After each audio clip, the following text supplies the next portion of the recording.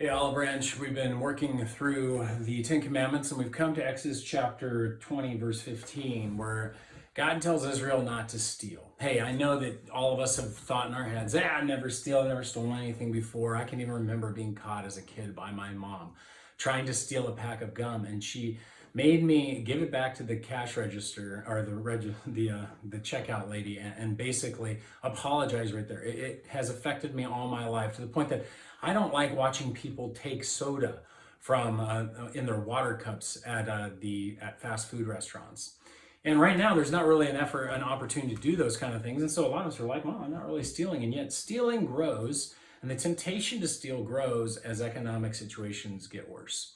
And we can almost excuse ourselves, telling ourselves, well, I have needs, so I can take that. I can take that internet, or I can, take that cell phone thing, or, I can manipulate this process so I can get that thing that I don't need to pay for. I'm not going to pay for that particular thing through my credit card, whatever. There are lots of ways that we have manipulated our minds to say, hey, I can steal. But I want to challenge us not just not to steal, but instead to consider the words of Paul the Apostle in the book of Ephesians. Don't steal anymore, he says, but instead go work hard so you have something to give to those who are in need.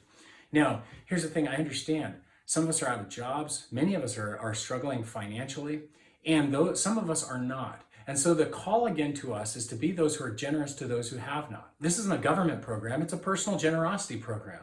It's not seeing the excess for yourself, but the excess is an opportunity to care for somebody else so they can get on their feet, make something, and have access to help someone else. It begins to reciprocate.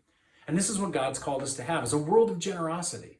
Personal generosity, as God was personally generous to us to give us his grace, give us his son on the cross, so we are generous to others.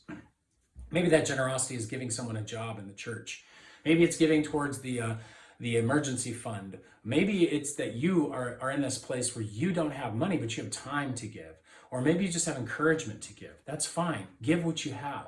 If you are in need, don't consider that you need to steal. Consider that you need to ask for help, and that the church is here to help. And while that may be humiliating, it's far more righteous and far better to ask for help than to steal. So I want to encourage you, let's be generous, and let's not give in to any temptation to steal in economic hard times.